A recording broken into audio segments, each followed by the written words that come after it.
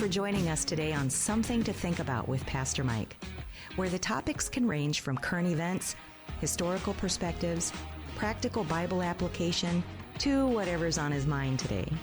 People have stereotypes of what it means to be a Christian, and one thing's for sure, Pastor Mike loves breaking those stereotypes.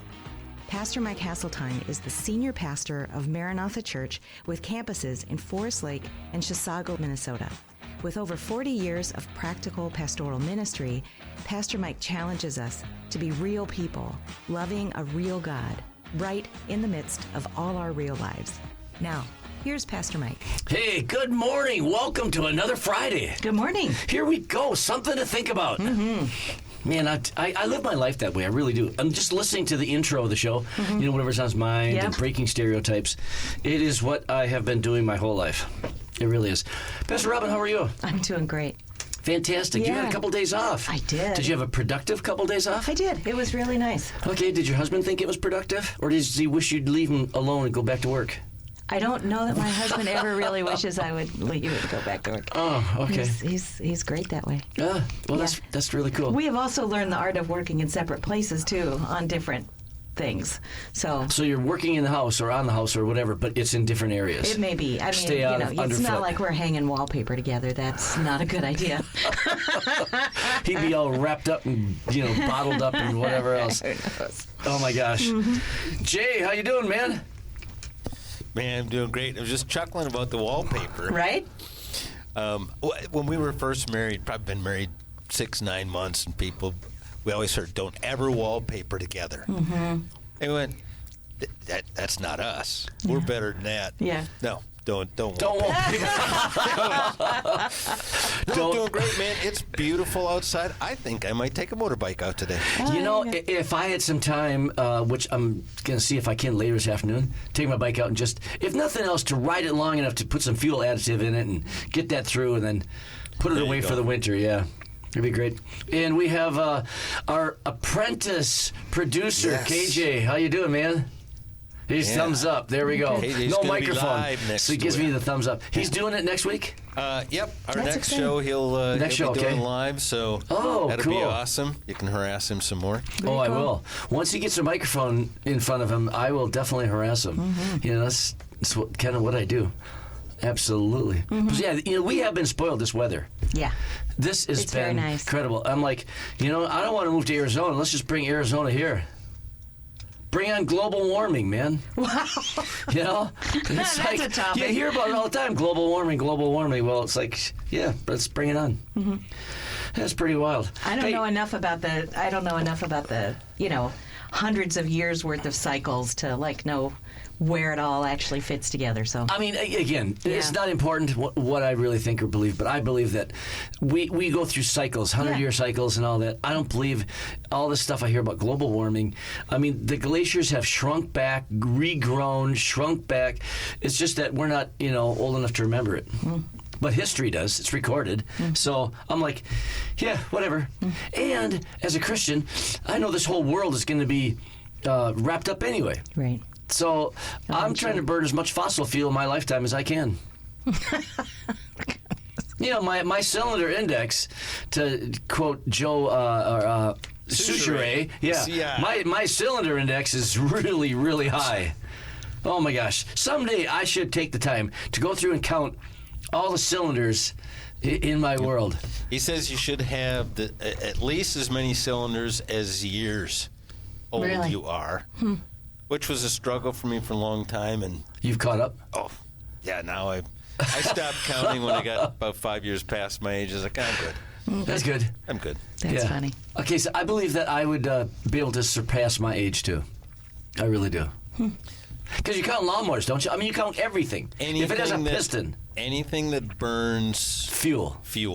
Okay. So a piston in itself doesn't necessarily count because your electric air compressor has a piston. Oh, okay. But that wouldn't count. Gotcha. Wow, you guys are really figuring this out. You could count a long block sitting in your garage waiting to go in a car. It's still a I have a few of those. There you go. Yeah, I'm sure I can top 66. I can. How about you, Robin? There's in your world, you have how many cylinders are? You don't even know the number of cylinders in your car, do you? No. dear Jesus. No, it's I got not work. essential I got work to me. to do. Yeah. As long as they work. You turn the key and you want it to go. I do. I put gas in it. Do you turn a key or do you push a button? I push a button. Oh, you push a button. Okay. Yeah, I use it. It's been so long for me to get used to that. I know, it's weird. Because Orleans' car, the last couple cars she's had, and now my truck, it's a push button. And then it doesn't even have a shifter lever either. It's a knob. They put the shifter things at different places. I'm like, knock that my off. truck's in the front, and Orleans is on the console. Yeah. And I'm constantly, what in the world? This is crazy. Crazy world we live in. That's just a crazy world. Hey, we have a special guest today. Very exciting. That I'll be introducing in just a few minutes. Pretty special guy. And he's lived like 6 lifetimes into one. Got to admire that about a person trying to squeeze 6 lifetimes into one. Mm-hmm. But I'll be introducing him in just a little bit. Mm-hmm. But a couple of announcements. Mm-hmm. Wednesday night, 2 weeks from now. Yeah. Wednesday the 26th, the day before Thanksgiving, both at the Chisago Lakes campus and here at the Forest Lake campus, is going to be a great service. Yeah. These Thanksgiving services that we do are really marvelous, and they really point to expressing gratitude and appreciation to God. Right. For this great country. Mm-hmm. So many people, they say, well, we got to give thanks. And my question always is, well, to whom? Mm-hmm. We're going to pray. To whom? Because, newscasters and people, they say that. Well, it's like, well, we're praying for this tragedy. We're praying for people. If they're bold, they say that. And I want to just stop the news, call them up and say, you're praying to who? Just to the sky? Anyway, that's another whole something to think about. Yeah. But I want to invite everybody who's listening to come join a service at the Chisago Lakes campus or here at the Forest Lake campus, November 26th. It's going to be great. It's going to be just a fun service. Up at Chisago Lakes, it's 5 o'clock until 6:30. Okay. At the Forest Lake campus, it's from 6:30 to 8. And it's a great thing. Man, we have a testimony that's going to be shared at the Forest Lake campus. We all know this guy, Hippie Jim. He's going to be sharing his testimony, and it is a testimony and a half. And most people see him in a wheelchair, and they know that he was involved in a very tragic accident with fire, could have taken his life. But that's only half of his story. He's going to be sharing about one of the most difficult times in his life, and that is the death of one of his children. Wow. So he'll be talking about that. Wow. And that is going to be something else because God radically intervened in his life. And it's just thanks to God for all of that stuff. Yeah, he's an amazing man. So, Pastor Robin, what's about the national days? Let's take a look at some of these. Are there any really good ones? Well, speaking of cars, today is National Seatbelt Day. And that might not sound very exciting. However, yes.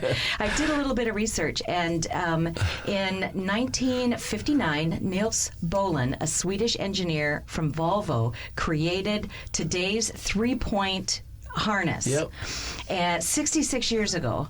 And so they think over 1 million people have been saved as a result of the three-point harness. Yeah. Wow. Yeah, and they were saying that more than 46,000 people are killed in car accidents in the U.S. every year, and an estimated 4.4 million people sustain injuries that require medical attention. So it's... You know something? They're trying to ban guns because they kill people. We should ban cars. I'm just saying, from what you just read, the statistics, we should ban cars. Man, what do you think about that, Jay? Should we ban cars? Yeah, no more hit and runs. No more. Yeah. Think all the deer we'd save. Oh, gosh. That means walking to the store. No pistons. No pistons. Get an early start. I guess. Or live close to a store. Used to. Raise the food right in your backyard. Yeah, horses. Let's get rid of cars. Yeah, horses. Right, a goat. I don't like horses. You don't like horses? I don't like horses. Okay, so National Seatbelt Day. National Seatbelt Day. It is a great invention. It is a great invention. It really is. Yeah. National Family PJ Day. Let's go back up for a second. Okay. It's amazing any of us have survived. It is. Us, people my age, and because we grew up in cars with metal dashboards, metal, and no seatbelts. You're too young. You don't remember that, do you? You don't remember cars with metal dashes. No. I mean, metal. I mean, it was rock solid. Yeah. Yeah, 62 Ford LTD. Going it's on like, those family man. trips lying on the back. Yeah. By the back windshield on that ledge there. Mm-hmm. Yeah. Nothing could go wrong if they hit the brakes too hard. Nothing. Not one thing. Oh, that is funny. Okay, let's move on. Pardon me. What Okay, else? so- What else is it? National Family PJ Day. I don't understand the joy of that, but National PJ Day. Well, Everybody in the family wearing your pajamas. I have gotten in the habit. I'm just trying to think how to say this. Not no TMI, but the pajama pants, the Yes. Walmart dress. Yeah. Dress up is what I put on when I get home. First thing I do usually when I get home, and I'll do all the rest of my work and stuff around the house in my pajama pants. Okay, so a question. I like that. for- Really comfortable. Polling the group here. So when you got home from school or church or wherever it is, when you were growing up, did your mom and dad have you change into Play clothes. play clothes? Yeah. Did you? Jay? Yeah. Yeah. Kelly? Yeah. How about you? Yeah? Yeah. Okay, same. I know. It was like, save the nice clothes. So if that happens to be your PJs. So what did you guys grow up calling them? Probably PJs. PJs? How about you? I don't remember. No. Okay. No, It's I 'cause always you're hated old. them. I guess so. Memories fading. Yeah. Jams? Jams. Jams. There Kelly we go. says. Okay, jams. Put your jammies on. Jammy No. jams. Jammies. Oh, That's very gosh. funny. Okay, so on we go. It's also National Spicy Guacamole Day. Not like- just ordinary guacamole. Gotta be spicy. It's got to be spicy. I like guacamole. It's National Pickle Day also. Oh, everybody Jay, loves it. Jay. Hey, here we go. Jay, you got to chime in on this one, man. I love pickles. You love pickles? Well, they got to be a certain way. They can't be Whole. sliced. I don't like sliced pickles. Give me a whole dill. So I'm you all are about it. particular about your pickle. Very. Got it. I like a crunch, a good crunch. Okay. Do you like other things that are pickled? Oh yeah. Do you? Okay. Oh, yeah. Like pickled asparagus or carrots or. Yep. Yeah. Okay. Yep. That'll go for.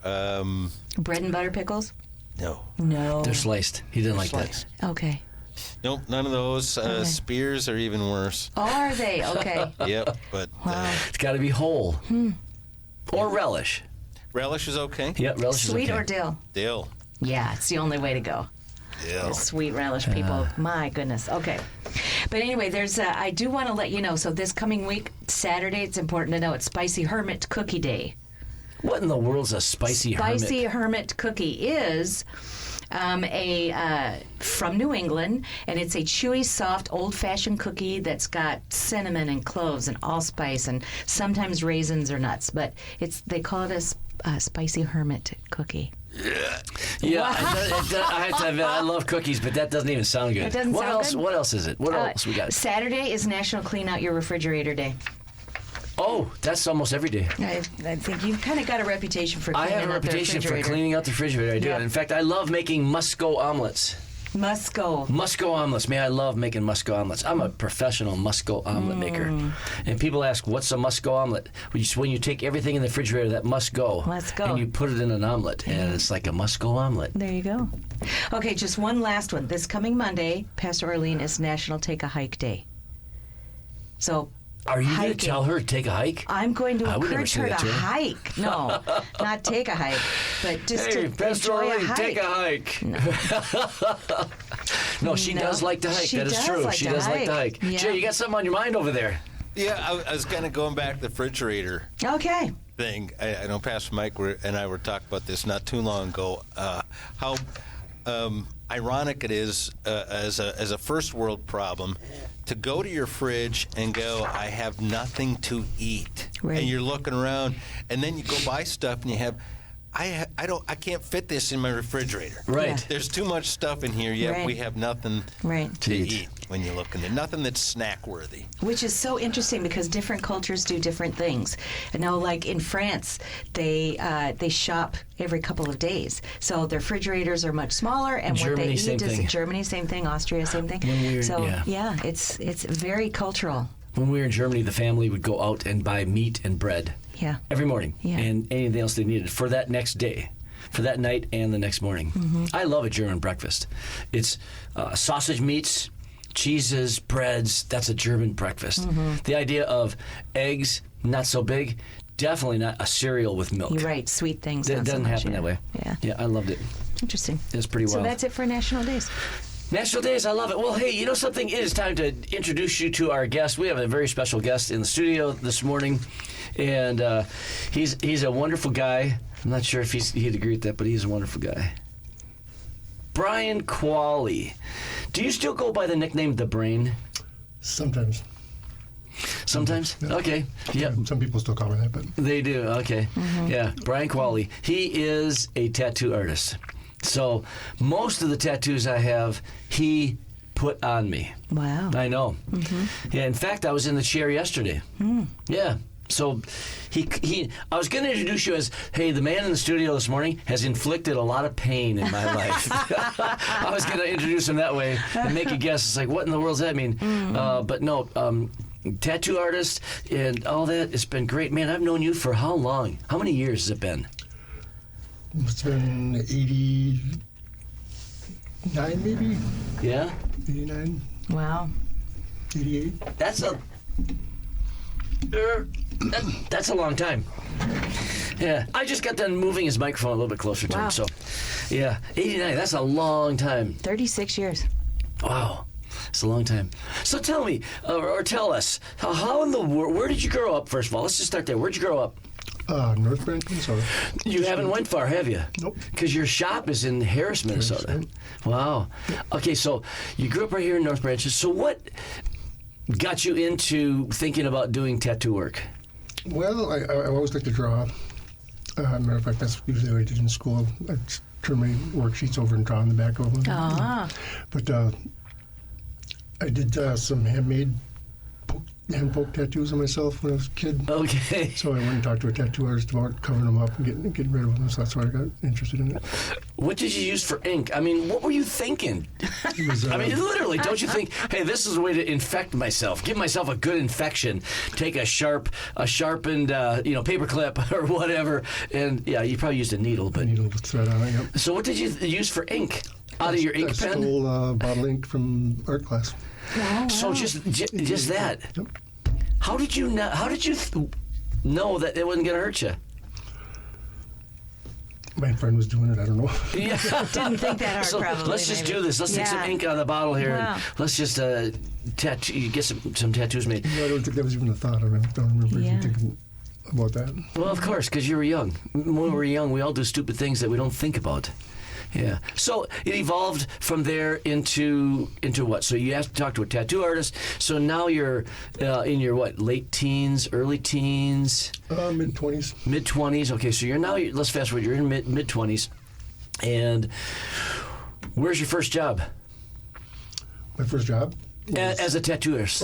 I worked out of my house, which is not the right way to do it. It was illegal, but my first actual job in a licensed shop was Yeah. at Don Nolan's Acme Tattoo in St. Paul. Don Nolan's, right on Arcade. Arcade, yep. Right there. That's where I met you. I met you there. You worked for Don Nolan at Acme Tattoo. Yep. And I remember sitting in there that first time getting a tattoo. And there was a guy sitting there with you that was, I mean, he was covered in tattoos. You probably don't remember this, but there was a guy sitting there. And, in the course of visiting, again, you didn't know me, I didn't know you. And it came out what I do for a living. And this guy freaked out because he was told by his mom and the church that he grew up in that if you have tattoos, you can't go to heaven. So he was shocked and just like, you're a pastor and you're getting a tattoo? And I got a chance to explain to him that, well, Jesus has a tattoo in his thigh. Inscribed in his thigh is the name King of Kings and Lord of Lords. In Leviticus, it says, thou shalt not tattoo any marks upon your body, or trim the corners of your beard. Nobody has ever come up to me going, oh, you've trimmed the corners of your beard. Nobody's ever done that. But the number of times I've had religious people that are genuine intentions, but really mistaken. They go, oh, you've got tattoos, and this is like this horrible thing. It's like, no. Anyway, that guy was just freaked out. And I got a chance to tell him that, the plan of salvation has nothing to do with the ink in your skin. Mm-hmm. It's asking Jesus Christ to come into your life and believing that he died on the cross for you. So you probably don't remember the guy, but I don't. I know there's so many you wouldn't remember him. But anyway, that's where I met you. And then I remember years go by, and You called me up out of the blue. Again, I'm not sure if you even remember this, but for me, this is how it goes. Years later, you called me up and you said, hey, you're the only person I could think of calling. My sister has brain cancer. Wow. Would you come see her? And that really is what started kind of, I think, our ongoing relationship over the years. But, yeah. So tell us, as a tattoo artist, I think a lot of people are just curious. What is the life like of a tattoo artist? It's just like any other job. Once you get over the unordinariness of it. I just gonna say, what do you mean it's like any other job? No, you got people walking into a tattoo shop that are freaky. Yep. Social outcasts. Just like church.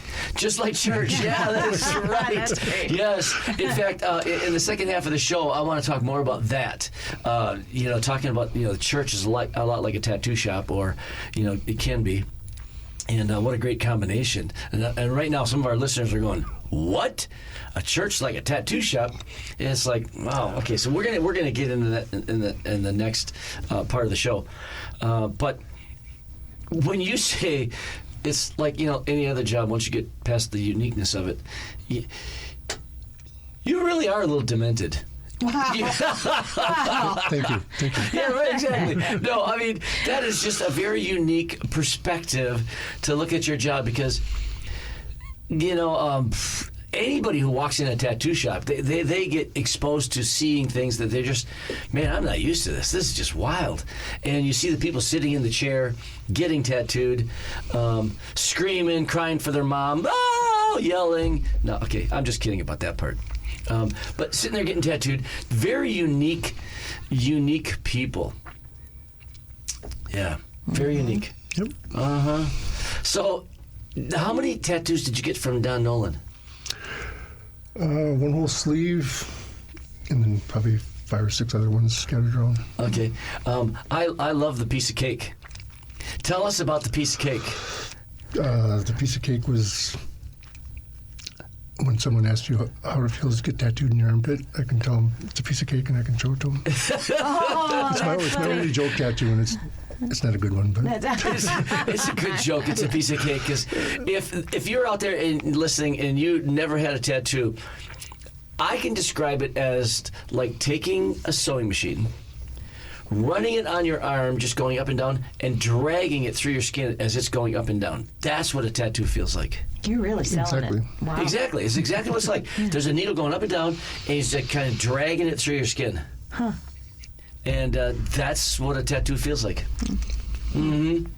Wow, fun. Sign me. I can hear a lot of people. I can almost hear it, even though it's on the radio. I can hear thousands of people saying, sign me up for that. And people do it all the time. I want that. It's become way much more popular. Okay, so one last story before we take a quick commercial break.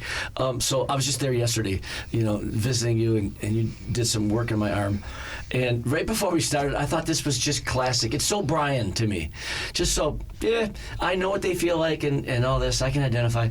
So he just started, because, he's doing all the prep work and all that, and you're sitting there, and you're a little anxious, to get started and all that. And sure enough, so he gets the gun on your skin, and bzz, you hear that familiar, and he goes, just a little bit. He just went, he smiled, and he goes, remember that?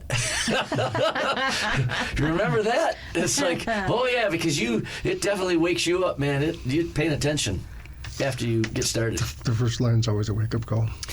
When you first start, it takes a while. You kind of saw, I'm mentally trying to, go somewhere else. I'm just trying to think, okay, it's not going to kill me. It's just pain. It's just pain. That's all it is.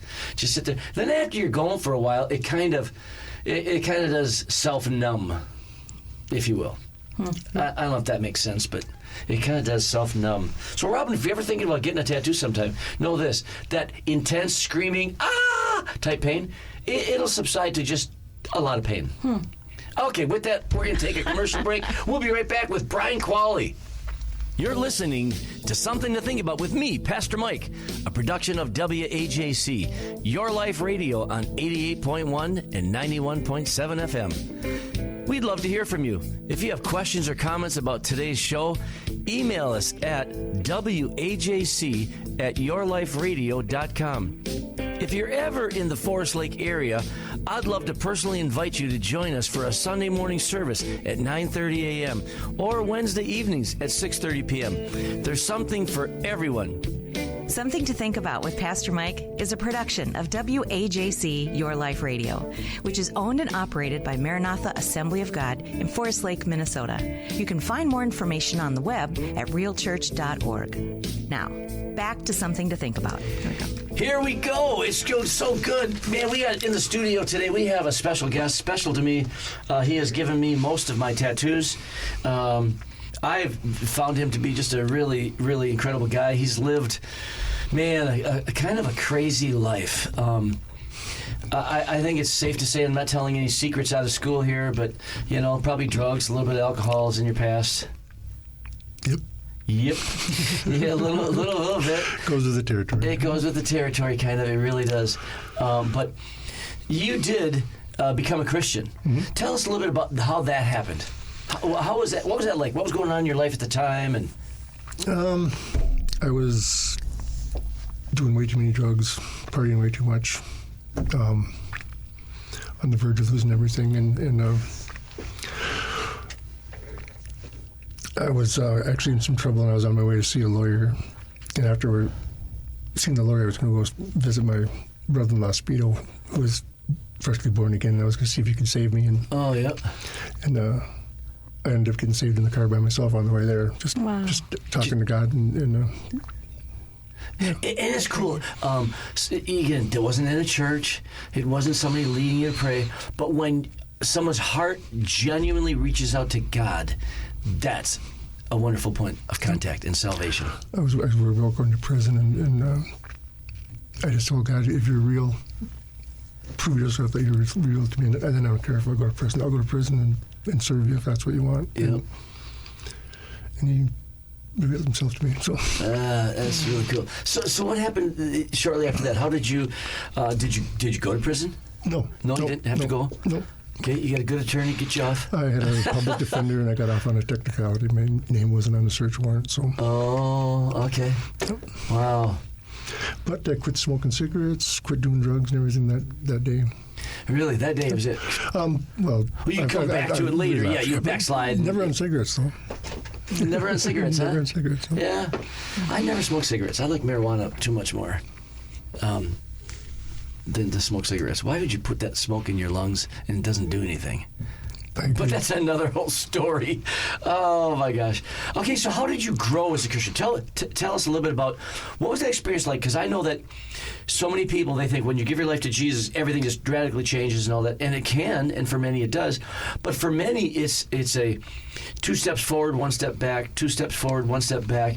Describe to our listeners, what was the journey of Christ in your life like?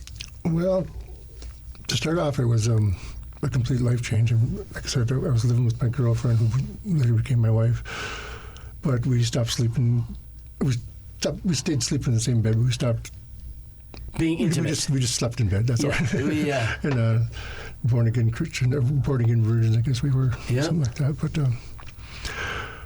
I was going to church every time the doors were open. That's where I was. I was, living my whole life believing that there was no God, because my public schools taught me that there's no God, because we couldn't evolve from the apes if there was a God. But so now I do believe in God, and my whole life's different. It's not the end. I mean, not the end. There's more to life than just partying and doing whatever you want. Wow. So you were going to church and a lot of church activities. I mean, I remember those days where, you were always at church, around serving, doing that. And then what happened to cause you to take the step back? At some point in your life, something happens, like often it does in our lives. That wasn't a regular part of your life. Tell us a little bit about that.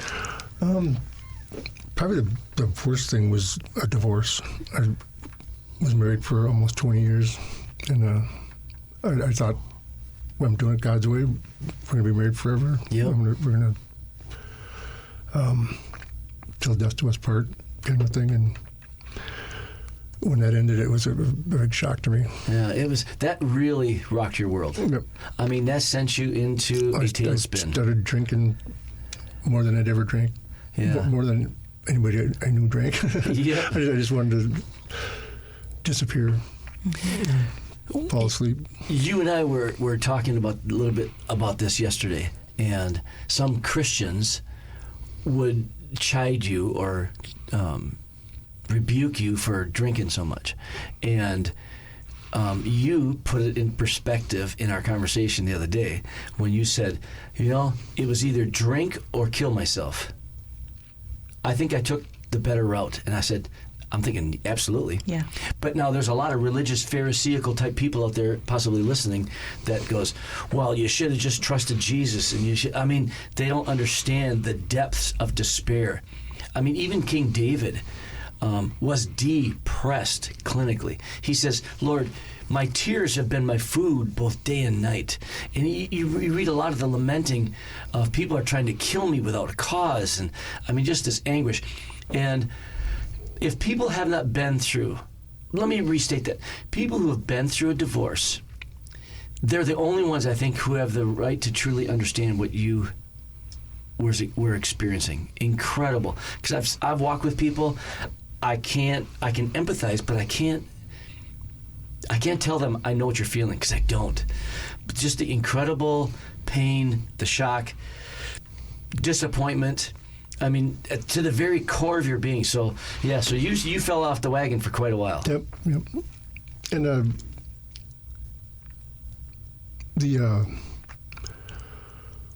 I'd been married twice. I was divorced twice before I was 25. And I made it through those divorces pretty easily. For one thing, we didn't have anything except for kids, which was nice.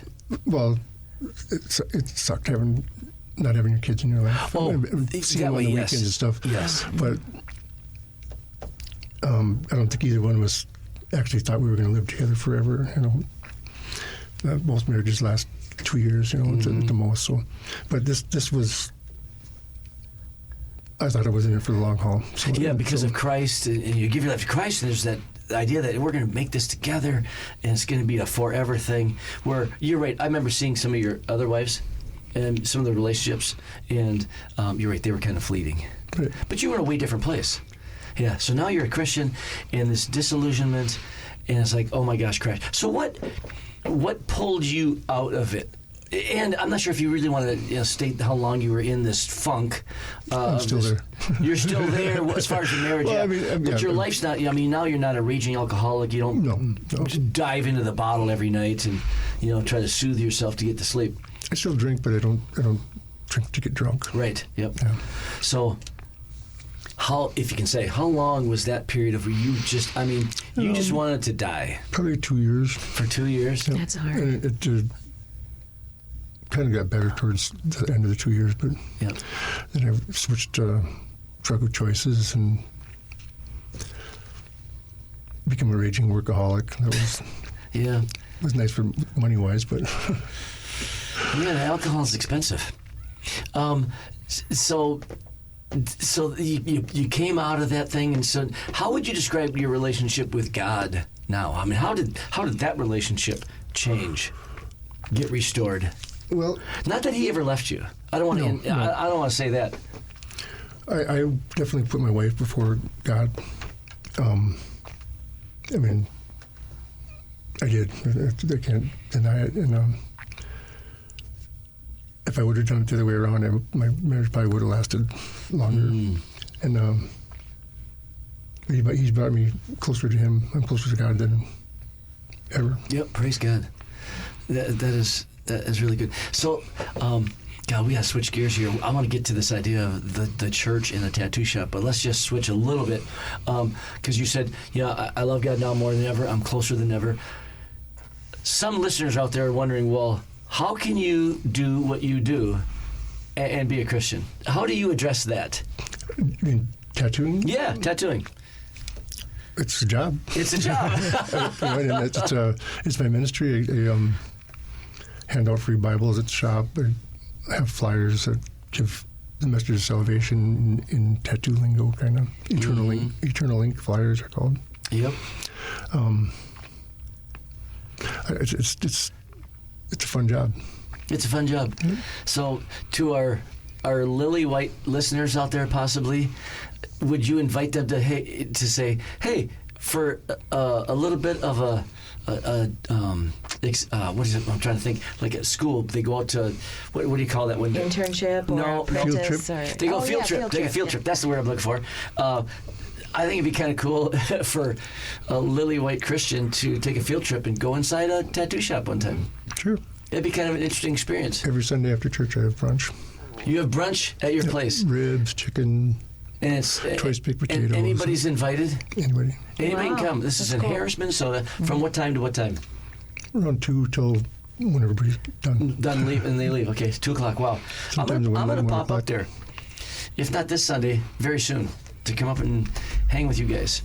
Cool. It's like, I get a lot of party people, but not a lot of Christian people. oh yes, I can only imagine. And again, see, I feel pretty comfortable around those kind of people. Yeah. But it's other Christians not so much. They're like, oh my gosh, and we just gotta love people. You just gotta be there. So let's talk about this idea, because you've again shared with me a little bit about this idea of Excuse the me. church and a tattoo shop. Go ahead, tell us what you're thinking as far as a ministry.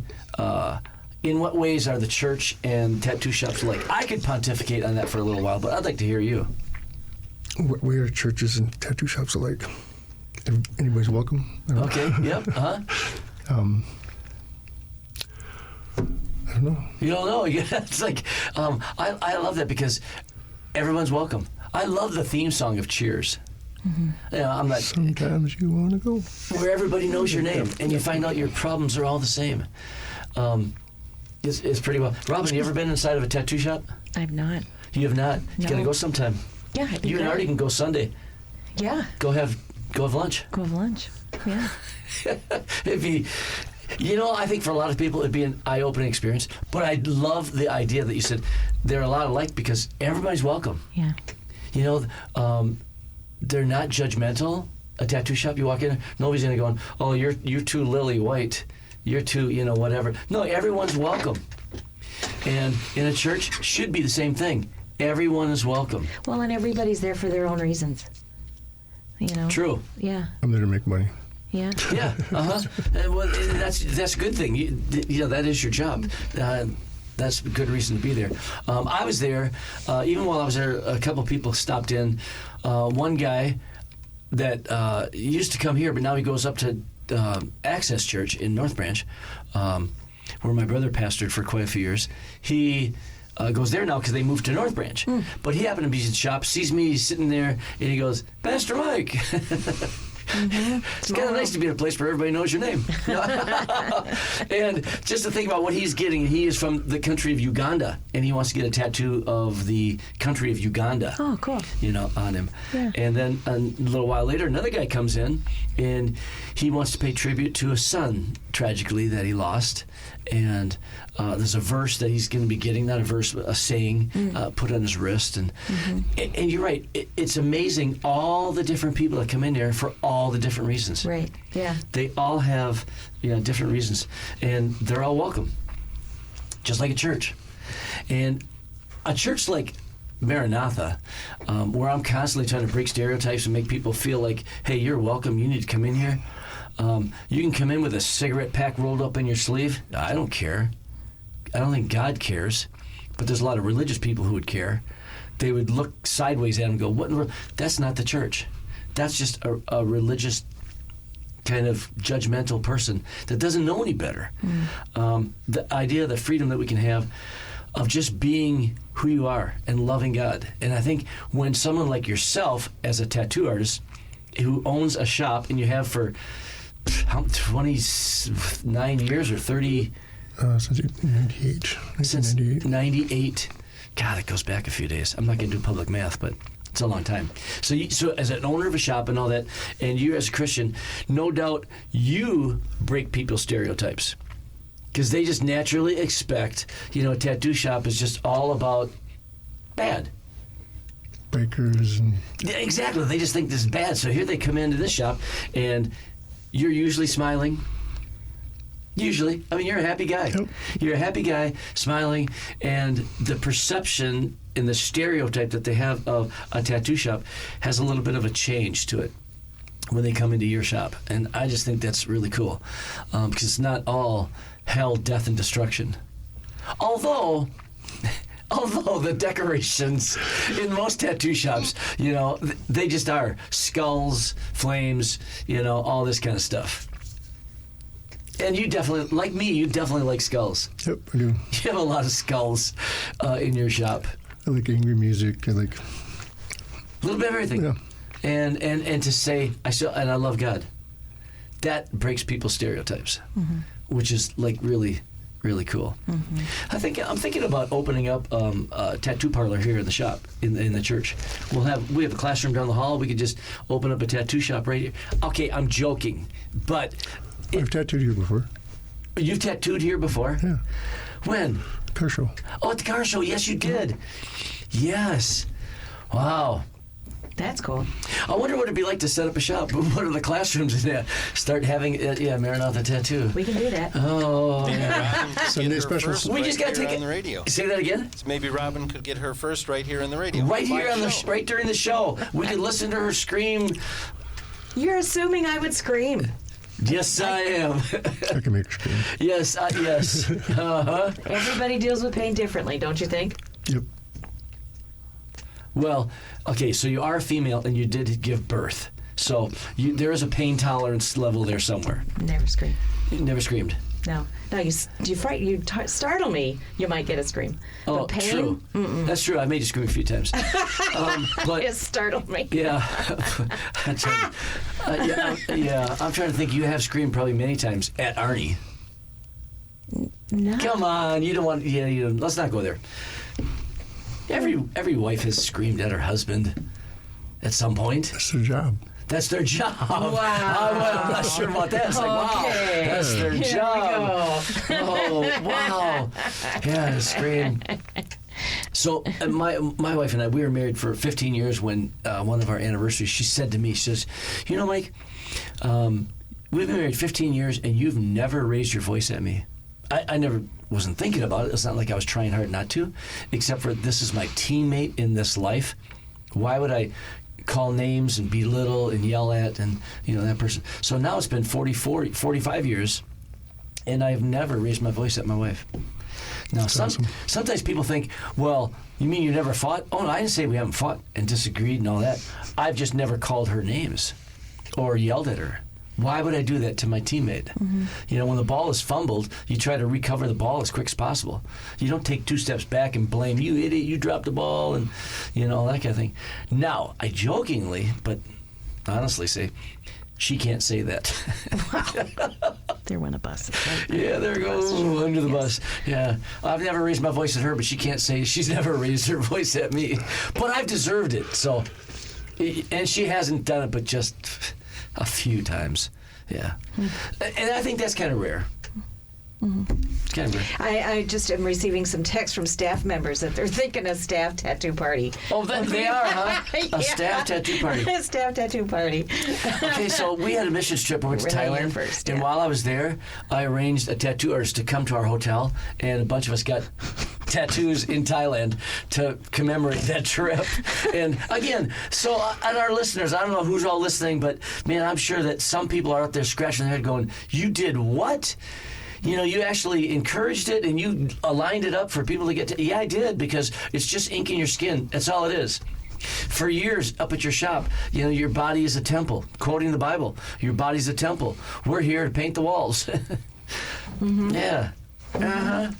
Hey, what would you like to do in the future, Brian? Well, when you think about where you're at in life, all the years of tattooing, being a Christian, watching Christians look down at tattoos, and all the thing that goes on, what would you like to do or see happen in the future? The same thing that's happening now. You just want to keep doing it, Yep. but just more and more. Yep. People have asked me a lot when I'm going to retire, if I'm going to retire, and I'm always like, from what? From what? This is what I do. What are you doing? What I want to do? That's it's pretty cool. Obviously, you're really good at it. So what would it take to have a tattoo party here? Probably have to get a temporary license on the building. Really? You'd have to do that. So it'd be easier if we had a party up at your place. Yeah. That'd make it actually easier. Sure. So I have a question. What are some tattoos that you would love not to do again? I mean, how do you feel about the infinity symbol? I mean, all these different things that like waves that kind of go through. There's trends. Yeah. They come and go, but yeah. I guess racist stuff. I don't like doing that stuff. Yeah.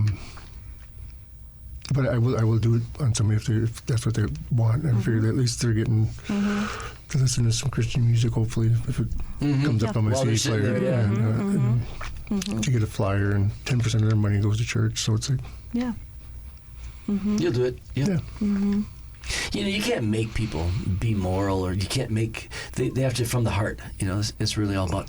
So Jay, I can see through the window over there, back there, that you have something on your mind. Well, I'm curious, Brian. Are there tattoos that you would refuse to do? I don't like doing faces or hands. Okay, so when he's talking about that, he's talking about location. Yeah, he's not talking about the picture. Yeah. No, I am talking about kind of the picture, not because, and I know faces and hands are really difficult to do in a realistic setting, but just morally, if someone comes in and says, I want this, would you go, no, I don't do those types of tattoos? And not saying I've that done right or wrong, swastikas on whatever your people. answer I've done, is. it's I just figure that it's not my choice what they get tattooed on them, and I refuse to do stuff because I don't think I can make it look good, like a portrait of somebody and they have just a little snapshot, and there's no way you can make it look like that person from that picture. So you'll say no, yeah.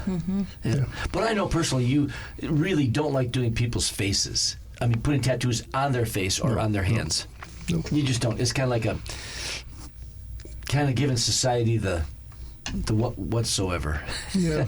If you have to go to court for something, even if it's something like a land dispute or a property dispute or something, the judge sees tattoos in your face, he thinks you're a convict. So Yep, right away. That's kind of an interesting perspective. That's pretty wild. Cal, Brian. I don't have anything against with people with tattoos. Some of my friends have tattoos on their face. And that's kind of like me, where God told me not to have an earring.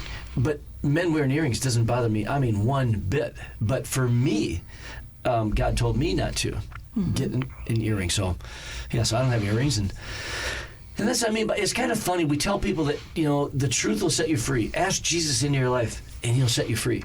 And the minute people do, we submit them to the bondage of conformity. You got to be like me. You got to do it this way because this is what I do. And like as if somehow we're super holy and we get to be the moral judge. And we are not. The emphasis always ought to be to Jesus. You need to love Jesus more. Love Jesus. Love Jesus. Love Jesus. And radiate his life and his love wherever you go. I want to live my life so loud that people cover their ears sometimes. You're doing good at it. Am I good at it? Well, I'm gonna keep it up. Because like you, same thing. People ask me about retiring, and I'm like, I don't know. Even if I retire, I just won't be here on Sunday. I'll still be doing what I do. Because it's just, it's a lifestyle. It's my life to radiate the love and the life of Jesus Christ. And to challenge people, to make them think, and to give them something to think about. And today's show, man, hopefully you got a lot to think about. And man, I want to thank our guest, Brian Qualley, from coming in. It's just great to sit with you and listen to you, to see hear about your journey, where you've come from, and being honest about the depths of pain that a divorce can be, but then at the same time the faithfulness of God to bring you through that and to be where you're at today. And happier than ever. Yep, happy. Yep. So the name of the tattoo shop is Happy Tattoos. Yep. In Harris, Minnesota, right on Highway 61. You can take the freeway, take the Harris exit, go east to get to downtown go take a left, go north, just literally a block. If you drive through Harris, you can't miss it. You can't miss it. If you go to Harris, you can't miss it. Yes, exactly. You can take straight up 61 that way as well. It's just great. So now you informed me after sitting in the chair the other day, I got to wait about 5 or 6 weeks and we can finish this one up. Yep. Yeah. That's going to be fun. We're going to start another one. We start another one anytime, huh? Well, I got to talk to my wife. And wait a minute, I got to remember how much it hurt. But up here, it doesn't hurt as bad. You just keep telling yourself that. Yeah, that's right. They do hurt. He can make you scream too. They just hurt. Okay, they just do. KJ, I know you got tattoos, don't you? Yeah, Brian did them to you, huh? Right there. Oh yeah, look at that, right there, the rib cage. Ouch. Yeah, in the back of the neck. Oh yeah, they joy of joys. Hey. I hope you've enjoyed something to think about. It's been great to have you with us for the show. You have a great weekend and a great week. We'll see you next Friday. Hey, thanks for tuning in today. Please join us right here each Friday morning at 8 a.m. If you have any questions or comments about today's show, email wajc@yourliferadio.com. You can hear more from Pastor Mike at Maranatha's website, realchurch.org, on the Messages and Media tab. The opinions expressed here are not necessarily those of the owner.